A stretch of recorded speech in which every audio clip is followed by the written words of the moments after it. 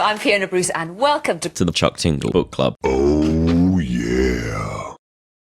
Hello, howdy, and how do, true buckaroos, and welcome back to another edition of the Chuck Tingle Book Club, brought to you by the fine-ass reprobates of the Pot Topic podcast. May she rest in peace. As ever on this show, kicked my table there. As ever on this show, we'll be doing a deep dive into one of the contemporary works of modern, or maybe postmodern, master Dr. Chuck Tingle and his Tingle Transmodern master Dr. Chuck Tingle and his Tingle verse. We'll start off with a little bit of a shallow introduction, a synopsis, if you will. So feel free to pause now, read ahead so you can join with us. And then after that, I will be doing a bit of a deep dive and examining the whole thing through the prism of the immortal science of love. As ever, I am your resident Chuckademic, Taz, and with me, I got this fine piece of meat. I just doing all the spinning in my chair. I just managed to kick a lot of water all over my computer desk, so I have got Xbox controllers covered in water and shit. I think my VR headset might be a little bit wet, but it's not plugged in, so I'm sure it'll be fine. It's good. This is already fantastically well. This is what happens when we don't do any recording of any description for like 3 months. It has been, hasn't it? I saw it April. Shocking. Oh, well. Shocking. Well. Here we go. So here we go with a little synopsis on this week's book by 2 times Hugo Award nominee, a finalist nominee, Chuck Tingle. It's Glazed by the Gay Living Donuts. Very simple title, and I think we know exactly where this one's going to go. But anyway. A SoCal road trip holiday isn't shaping up to be what Mike and his 2 friends Jordan and Sam had thought it would be. They wanted fun, meet cute boys, make new friends, and make some stories. They did manage to get around to this, but it doesn't seem that the movies really tell the truth about road trips. In fact, the key thing that road trip movies leave out is the road bit. Long, boring drives lead to getting irritated by your friends and waiting with desperation for the next rest stop. Salvation finally came when the gang cruised into San Diego and found a crowded summer sun beach coastline. In fact, they ended up staying there 3 days, just waiting for the movie montage to kick in. But then they realise it's never going to happen, and Jordan exclaims that they need an adventure. Mike suggests that they go to one of those secret donut clubs or something. I'm sure we all know exactly what he's talking about. We've all been there, bored on the beach, going, what do I fancy? Some secret gay donut club. No. The trick is never use anusol. Just you just got to rough it out. With all the sand getting everywhere as well. Like, sand and sugar is not a great mix. All right, but no, if you haven't heard of these things, then I'd like to fill the hole in your knowledge. Is that a single innuendo? No, that's not a double entendre. That is a triple entendre, my friends. Donuts, butt sex, and knowledge. Come on. So apparently the dirty, depraved donuts have mainly left the US due to the Pastry Fucking Act of 2016, which outlawed their filthy, hedonistic ways. Human donut sex is completely banned regardless of its flavour. By which I mean gay, straight, etc. Not like frosty, jam, donut, maple, cake, custard. Yeah, custard. Well, I mean, of course, custard is the one true donut. Yeah. I'm so glad you said that. That comes up later. Most donuts have migrated to Europe to enjoy our more liberal and inclusive ways. God, I fancy a fucking a Danish right now. By that I mean... You meant to fucking a Danish? Yeah, like the actual pastry, not a date. Right, okay. Yeah, anyway, back to the story. So the chaps...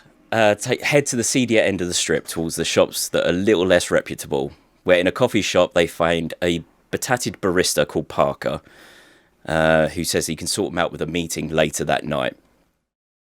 So, later that night, Parker meets the boys in a dessert speakeasy.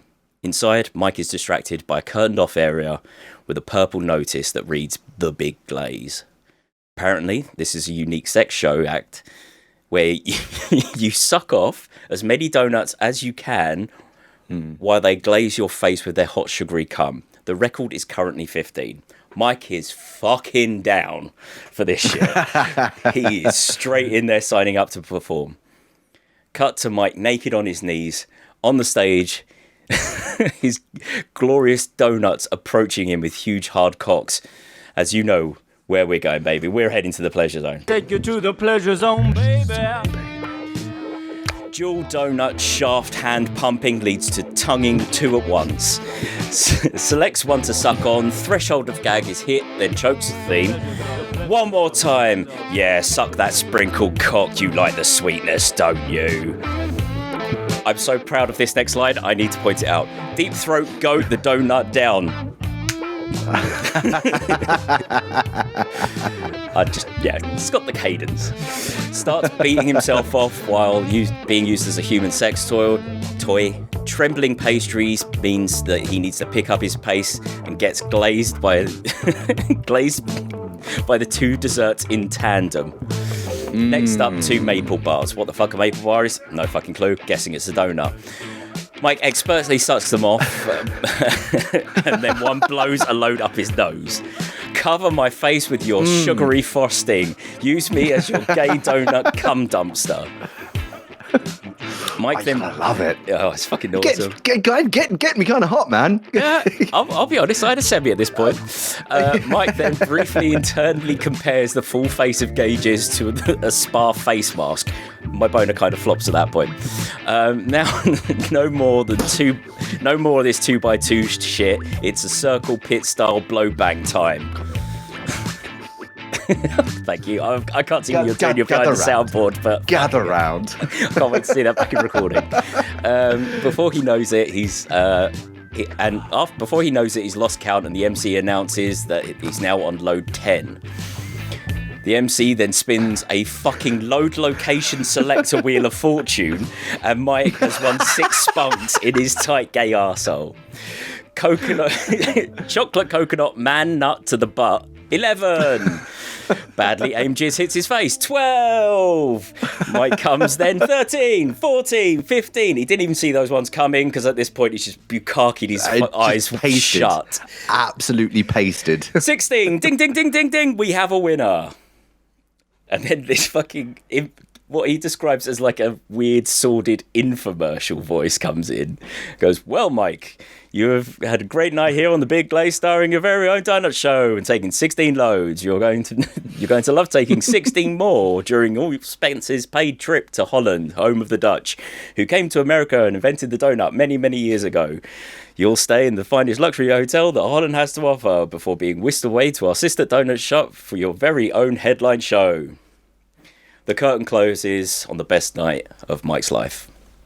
And that's it. And, like, you can't help but feel they're being a little unimaginative here, right? Just by going, it takes 16 more. No, he's done 16. You're going to send him to a place like Europe. He's going to beat that record. Oh, hell. No doubt there's been some feisty German daddies on the scene that have done way more than 16. He's got to step up his game. Daddy likes the glazed donut. Okay, are we ready for yes, but for a bit of it? I've got yeah. guess, I'll go on. I've got guess. Yeah, which we've already mentioned. Why is custard the best filling? That could be what you're talking about this week. I mean, unfortunately not. No. Is it perhaps the correct spelling of donut? And why is DONUT? And not what my spell checker kept trying to get me to type. Oh, Tom, darling, you're giving me so much credit. You think that this one's going to be any fun whatsoever? Okay, right, not fun. So let's go with the conservative rights aim to devolve civil rights. Oh, now okay. We're getting closer. Now I don't. Or I guess I don't left right this.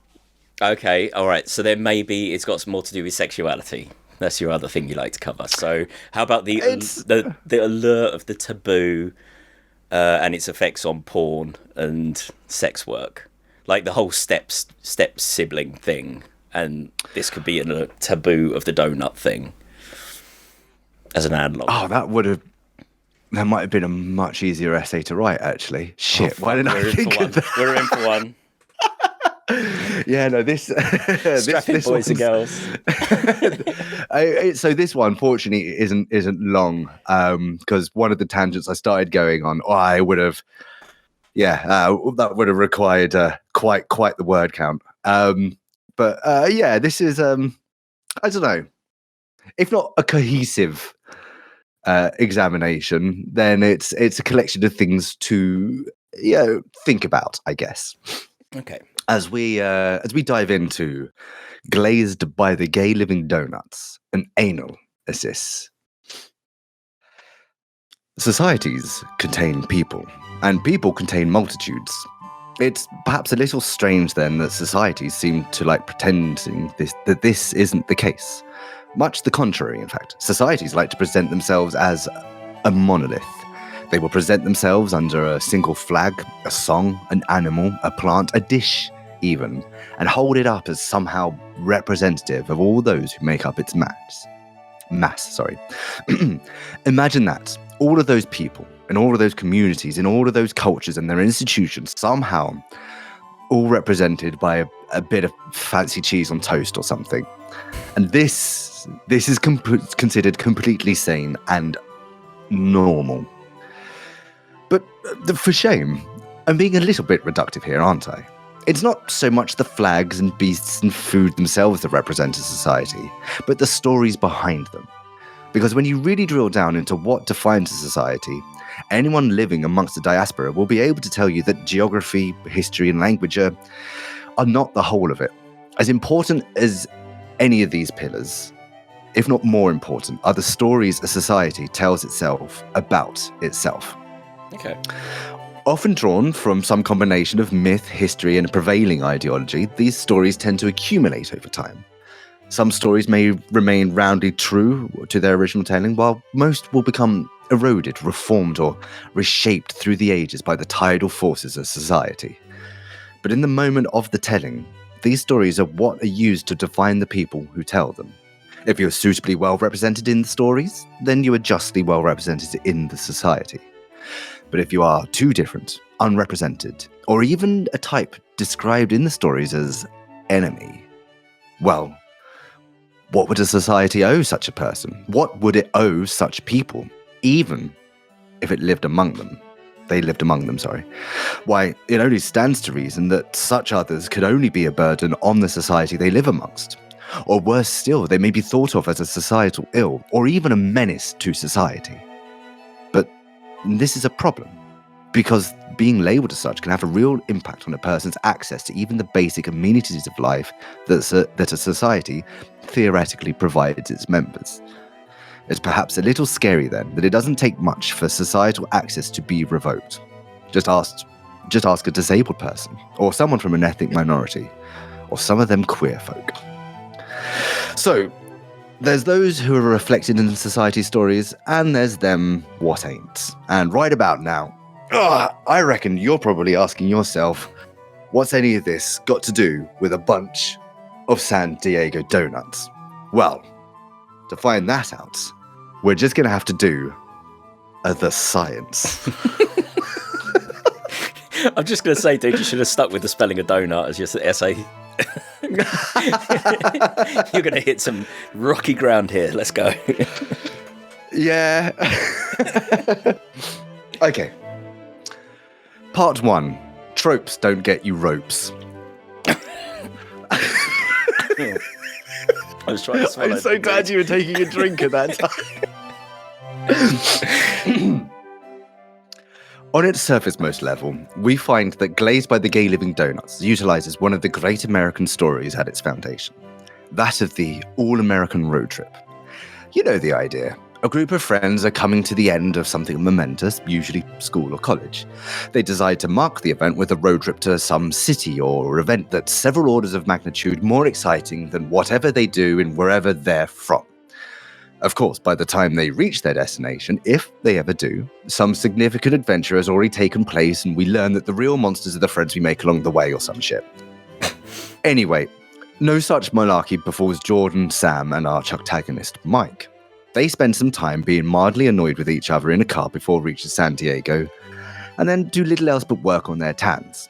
It's here that we find our first piece of wisdom, as Mike is forced to confront the reality that simply going on a road trip won't in itself lead to adventure. That, and quoting from the text, maybe adventure comes from the inside, I offer. Not where you are, but what you do when you get there. Which, yeah, bud, 100%, no notes. And full props to Chuck here too.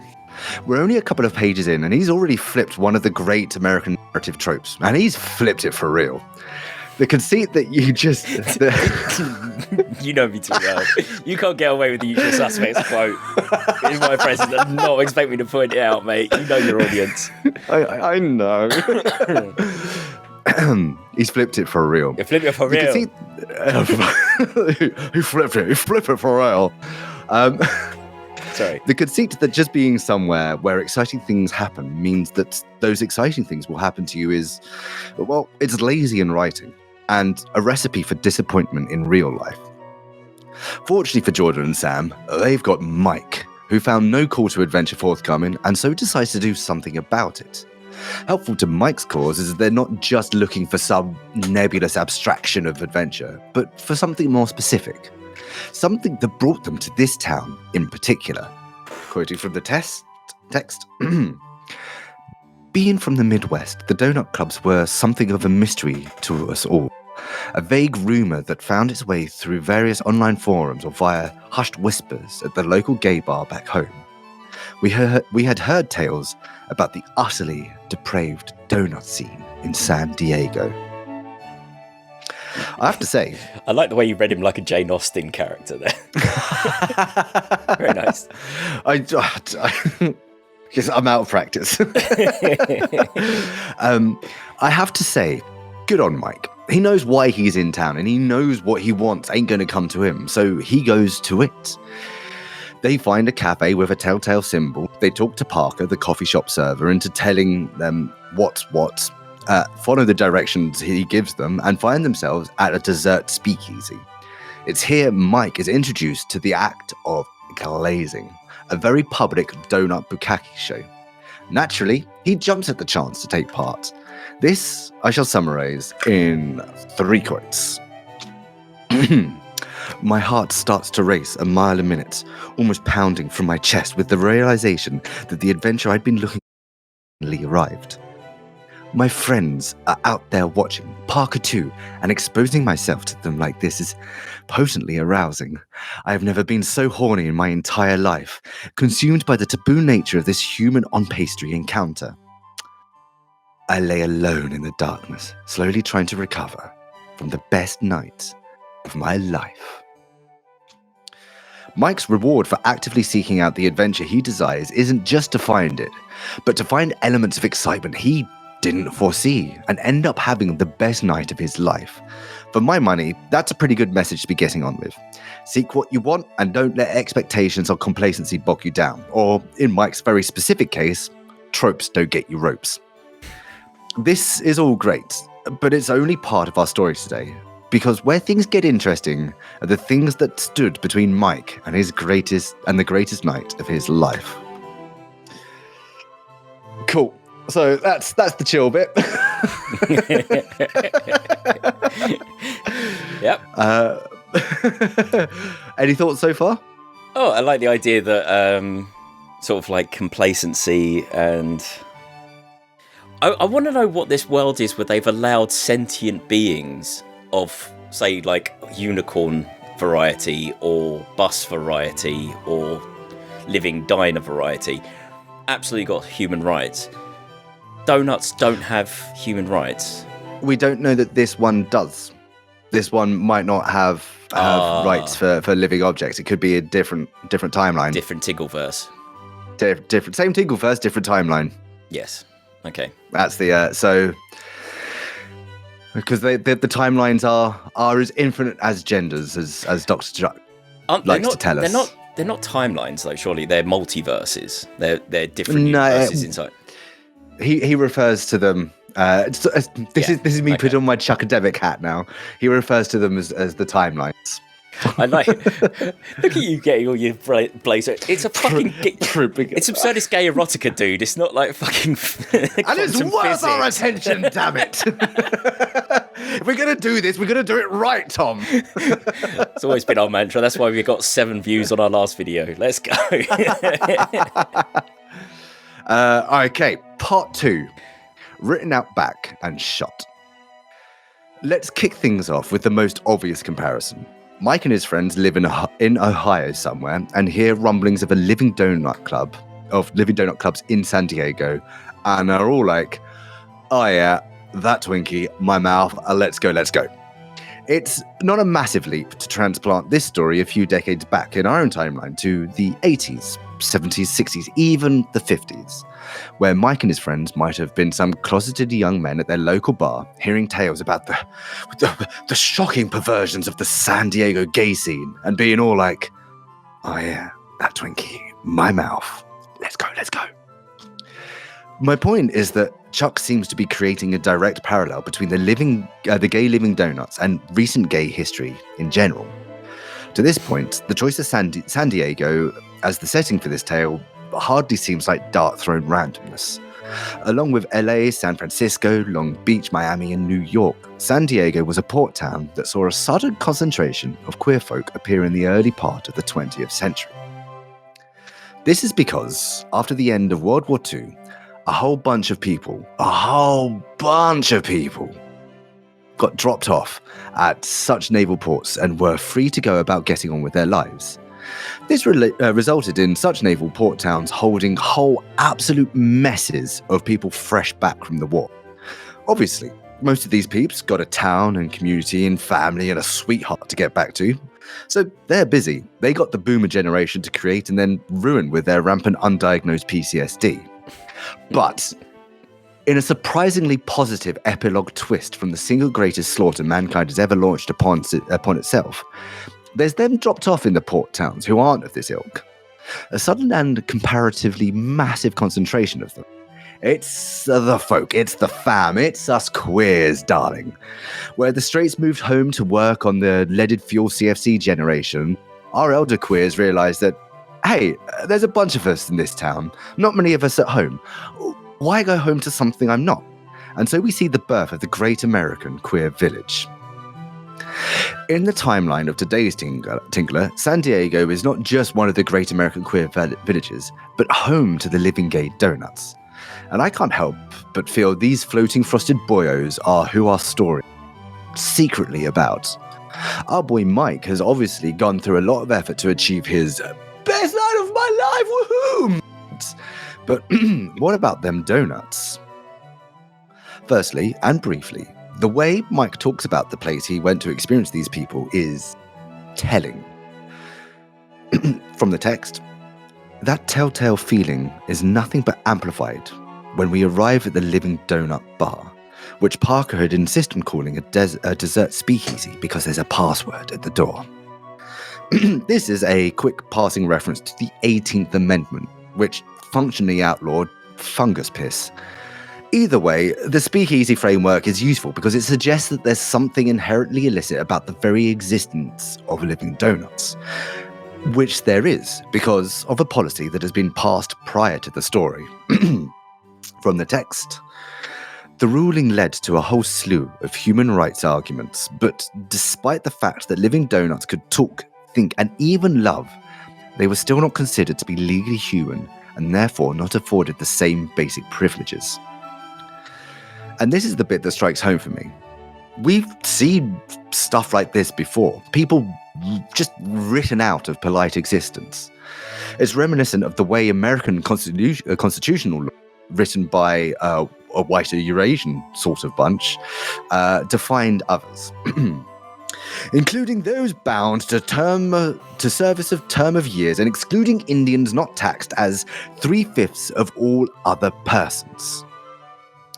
Somehow, with a magical stroke of the pen, supported by the overwhelming thrust of ideology, a whole bunch of people get written out of their intrinsic personhood. And this didn't just happen to our Black and Indigenous brothers and sisters. I mean, the 3/5 law very specifically happened to our Black and Indigenous brothers and sisters. But versions of this being written out of the national narrative happens again and again. Unsurprisingly, it happens to the fam as well. In America, our elder queers weren't technically considered less than human, but they were, at best, considered mentally ill. In fact, it was only in 1973 that homosexuality was removed from the DSM. That's the Necronomicon of diagnostic psychology to you and I. The often incorrect Necronomicon. To put it another way, the prevailing narrative around queerness for much of the 1900s is that those living their queer lives were doing so in a diminished capacity. That's the most charitable reading at any rate. And it's worse, this mental illness view of queerness paints it as, well, exactly that, an illness. Something wrong or broken about a person. Something that could and maybe should be fixed.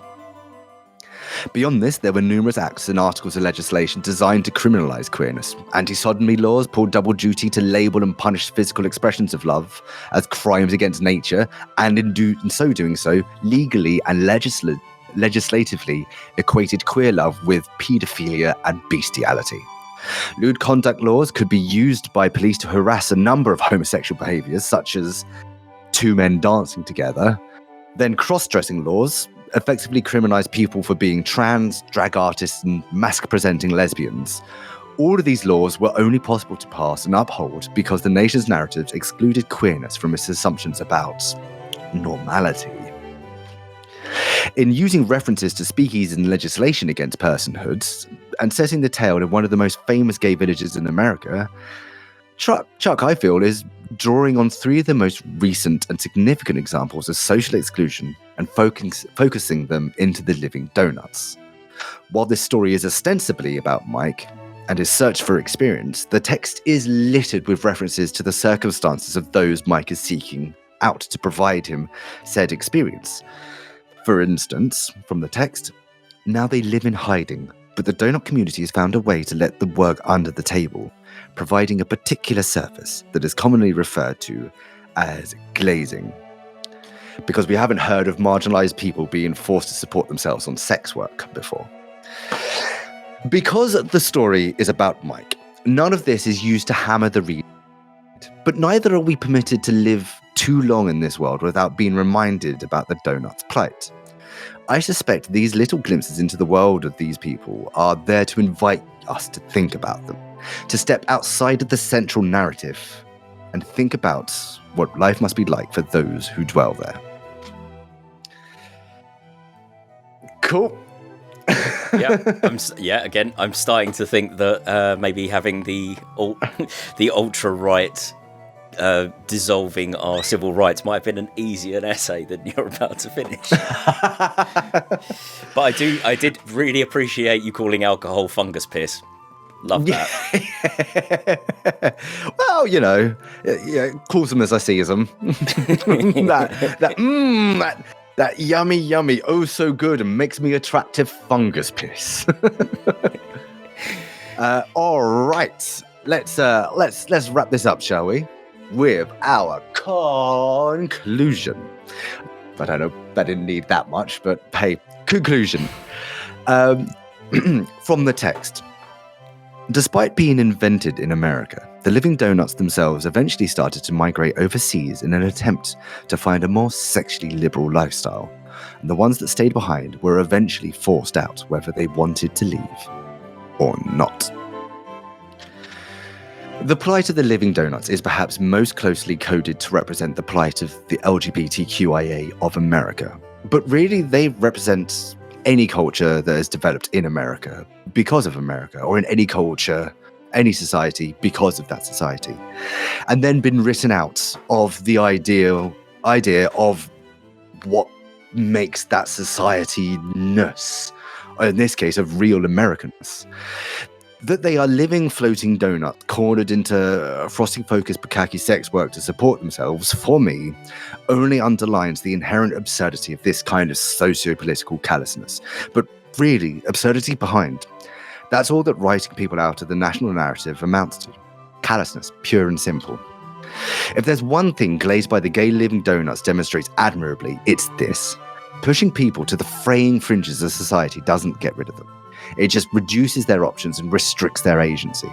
And this cuts both ways. At the end of the story, Mike talks about having the best night of his life. But think for a moment about the lengths he had to go through to achieve that. He drove thousands of miles and broke who knows how many laws in order for a brief but ecstatic experience of a culture his nation effectively outlawed. By robbing the living donuts of the safety of an accepting society, Mike and America at large have been robbed in turn of the richness the living donuts would add to their own.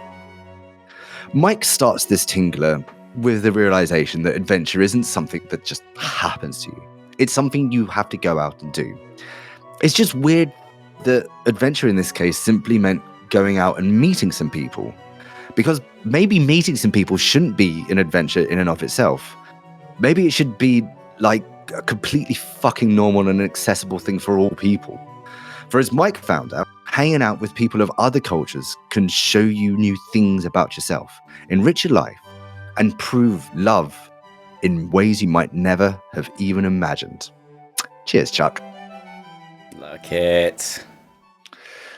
See, this is why we fucking read Chuck Tingle. It's supposed to be a dumb story about fucking a bukkake with donuts involved, and it ends up being an analogue for the queer plight post-war. Like, well, yeah. It was there was a lot of real interesting reading I did around this one, as I ever do, because it's not just some taekwondo master in Alabama somewhere thinking up silly things for people to do with their bodies.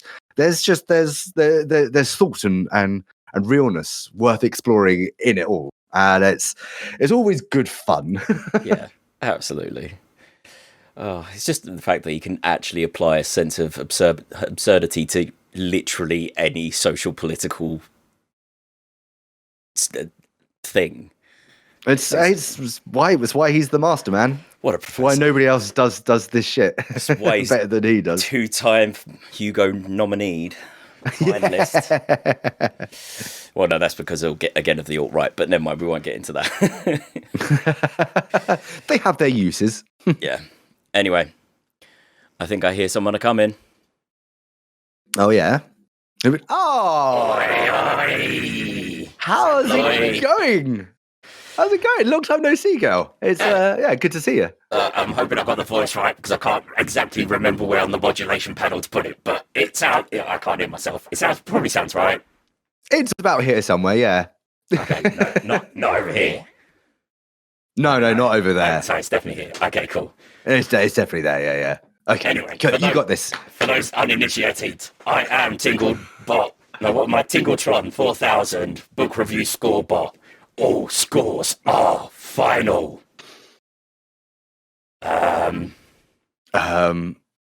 So post World War II, robots had a lot of issues coming back from the war. I don't know, man. This is getting awkward. Maybe you should just go. You're the one who called alcohol fungus piss, and you're making me feel awkward. I don't know. All right. If you don't watch your mouth, I'm going to flip you. I'm going to flip you for real. Bye, Tingletron. Bye. I really need to get like on my soundboard just like a door opening and footsteps. Just like I'll get a drill out later and I'll just make robot noises. You need to do a macro so that when you hit the button, it immediately goes to a black screen, plays the footstep sound effect, and then once the sound effect's done, just goes back to this. Oh, don't, dude. I was supposed to do so much with my day off today. Right, cool. Anyway, so Here we go. So Glazed by... I'm not putting the title of the book. Glazed by Donut. So we're going to score now. So we've had the science. Yes. Time for the maths. It's time for the maths. So we're going to review it on 5 different criteria, 3 KPIs. Mm-hmm. KSI is the shit YouTuber. Looking at the tingle, getting to the which is the cover art, getting to the tingle, which is the pacing, giving you the tingle, which is the sexiness, saving you some tingle, which is the recommendation value, and tingle tilt, the reviewer's tilt. And then they all add up together to make a final 4 score out of 10. All previous scores are scored out of 5 to 3 decimal places. Is that clear? Maths. Maths. So anyway, the donut bukkake thing. So looking at the cover art. Hello. Who's this? Cheeky little lad. Hunk of pastry fucking delight. Look at him. He's got kind of a crispine twink thing going on. Yeah, definitely the Twinkie thing. But then again, he is fucking donuts, so... Well, yeah. Yeah, indeed. I mean, so the donuts, the living donuts in this, they are just floating donuts, aren't they? They didn't put any faces on or anything. That's what my major issue was. However, I do like the use of the donut behind the O. It looks like a bumhole. Oh, it does, doesn't it? And yet, nary a bumhole breached in the work. Fantastic. Yeah, there was a lot of coming on buttholes, but no actual coming in buttholes. Yeah, sluiced, but no breaching. Yeah, I don't know. Like this is some solid middle of the road stuff. Yeah, what is the background? That's what I can't work out. That I can't. It looks tell. like a fancy office or something. This is the first I've actually ever seen. I'll get a close up view. Hang on. Let's have a look. Gaze. Yeah, it just appears to be someone's kitchen sink. Really? Oh, it's a coffee machine. It's a coffee machine. That's what it is. Oh, is it? Right. Yes. Okay. It's very, very poorly scaled coffee machines. You can't quite tell what it is. But I can tell because it's got saucers in it in front of it and paper cups. And then it's got a rack full of glasses and cups on top. Yeah, they had to go to the with the secret donut symbol. All right, we worked way too hard to work this one out, so it's going to be a low score, isn't it? Yeah, I mean, it doesn't make me pick it up. I'm going to go 2.376. Yeah, that's as it came out of me. That felt right. I know this hasn't got anything to do with this score because we've excluded this, and probably to our detriment. We should have probably had this as one of our score criteria. But the title itself is kind of tame. You know, it's not like pounded by the pound. The subsequent whatever it is, it's like fucking miles long, which I always enjoy. Glazed by the Gaelic Donuts. It gets to the point. It synopsizes the entire story pretty much. Yeah, true. I mean, my argument would be that like it doesn't really like they all do what they're supposed to do, which they're clickbait. Yeah, true. They're very earnest, straightforward clickbait. Like no hiding what's happening, but you know, it's still meant to grab people's attention and go, what the fuck? Yeah.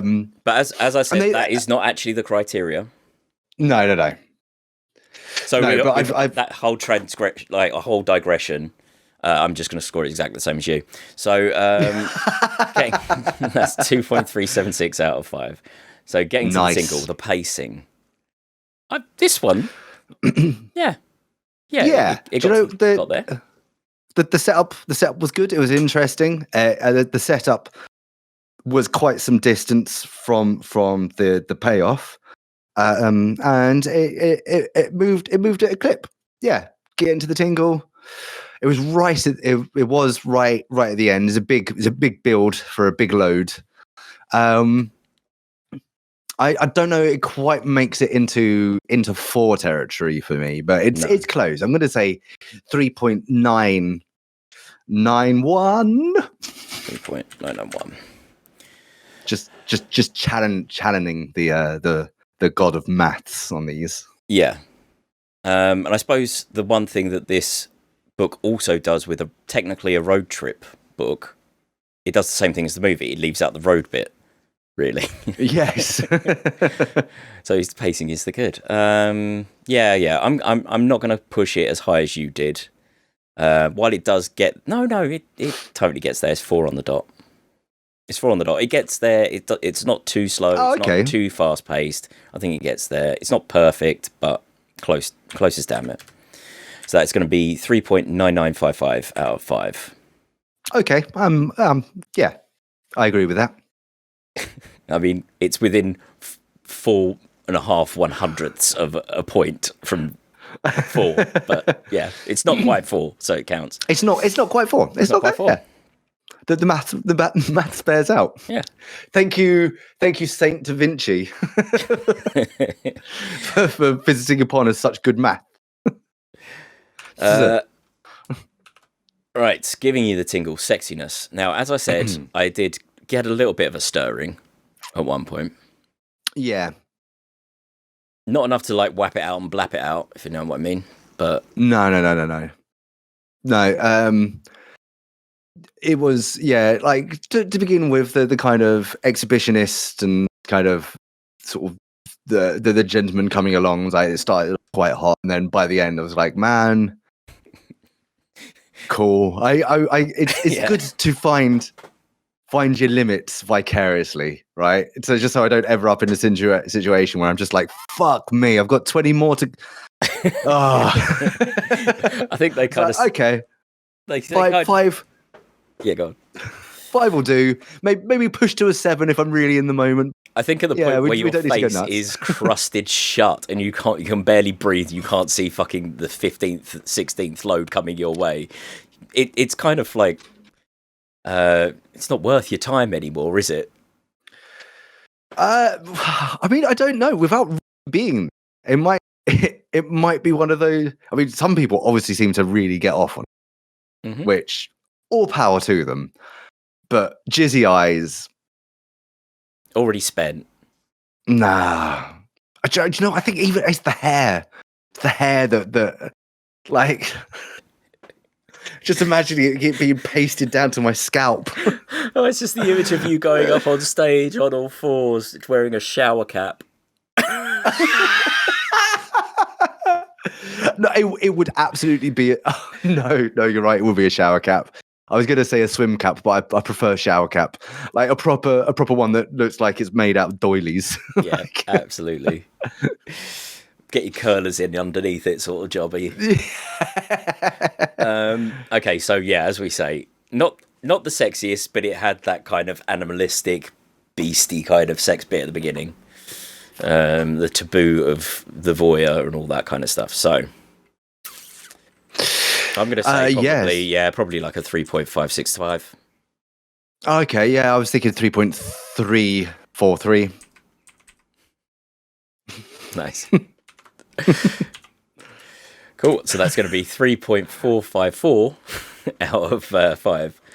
I love the fact that I'm giggling to myself just because those numbers, the pattern of those numbers all worked out nicely. Never mind. What numbers are we going to laugh at next, Tom? Oh, who cares? No one's watching. Let's just laugh to ourselves. So we've got saving you some tingle recommendation value. As you say, this one has the title that just grabs your attention, but it's not a classic tingler, I'd say. It's not absurd. Well, it is. Oh God, I'm so broken, aren't I? Tingle has transformed my little mind. I'm thinking that 16 donuts blasting their cummy loads over a Twinkie's face is not weird and absurdist. Why we have been shredded by the glory that is the Tingleverse. Hang on, sorry. Are we recommendation doing value? Yeah. It's about 2.5 for me, I think, roughly. Yeah, it's solid. It's maybe a bit more than that for me. I might go 3.013. Yeah, I was going to go on just under 2.5 because 2.5, I go, yeah, it's a tingler, it's readable, it's fun, Yeah, but it's nothing to write home about. So yeah, 2.5. yeah, sure. 0.00. Divided by 2 is 2.7565 out of 5. Right, and then we got the Tingle Tilt reviewers tilt. How much we personally want to boost this score. So currently, it's very average kind of scoring book. Yeah, that feels right. That feels right. I'm going to dead center it, man. 2.5. Yeah, I think I was going to go about the same, but 0.1. Yeah, I was going to go exactly the same as you, but now you added that 0.1. I've got to balance it out, so that's going to be 2.499. So that's exactly 2.5 out of 5. Okay. Nice. Laughing at numbers. Right. So that final 4 score is 6.0328 out of 10, which, once I do my quick little sort, will probably land it quite low down the list. And it lands it at... Fucking hell, 3rd from the bottom. Oh, really? Yeah. Yeah, but who's position 27? So it just beats out number 28 on our list, which is Vampire Night Bus Pounds My Butt, which is quite an early review for us. And also one of my favourites. So yeah, I think just because it's near the bottom doesn't mean it's great. No, just it scores low on like cover art and shit. That doesn't matter. Yeah. That's usually it, isn't it? It's not that they're bad. It's just that our ranking system is utterly broken. We will not fix it. How dare you suggest such a thing? The maths isn't broken. Reality is broken, and our judgment upon books should not be balanced this way. But we built a formula to replicate how people's brains work. Yes, the maths isn't broken. But it does just quite beat a butt in the mist, stirred to the core of my bodice by the Duchess Triceratops of Helena, which is one of my favourites. Again, another great one. Yeah. But yeah, so it's position 27 out of 29 so far. Well, there we go. Okay. I'm sorry. I've got something left over from the notes I made that I didn't delete. So it's just a little factoid. I can't remember why it's here, but I'll just share it with the audience. Ohio's first gay bar opened in 1993. Slammers Bar and Pizza Kitchen, a lesbian bar in Columbus. So there's that bonus little factoid. The purge as I tidy up the edit. Perfect. But so I can't remember how to close out. Well, first of all, we've got to talk about what the next book is, which is the free one. If you got Glazed by the Living Donuts, Gay Living Donuts on Amazon Kindle, it is Bigfoot Pirates Haunt My Balls. Bigfoot Pirates Haunt My Balls. Now that's a title. All right, fine. That's a what the fuck title. Okay, so I didn't buy this individually. I got it as the bonus for the last Tingler we did. So we're just going to take that bonus from the. Yeah, I think I may have accidentally bought the book thinking that I didn't have it, and then when I went to go read it, I was like, I've already read this. Oh yeah, it was the free one last time. But Bigfoot Pirates Haunt My Balls. Yes. Oh man, I can't. Is it going to be about sexual anarchism? Could be. That's where I'm posting my predictions. I think this is going to be one about goddamn sexual anarchy. I think there's going to be a lot of booty in it though. Because, and I'm not talking about on the big feet. or the pirate crash. Triple entendre again, bitches. and my mind works best with a script. So, so I will say only the words. Tortuga hardly knew her. Fuck's Going sake.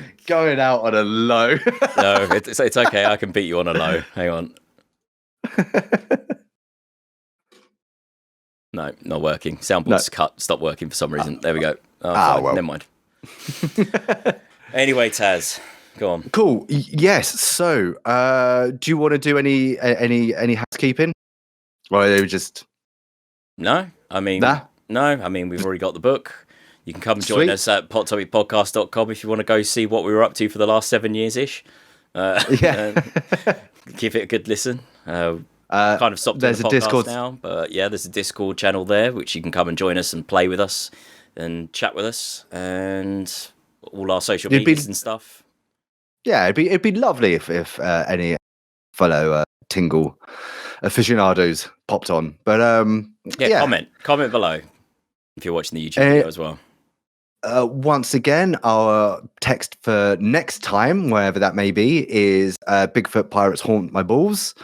So until then, whatever your way, whatever your trots, go forth into the timelines and prove that love is real. Love is real. Yay!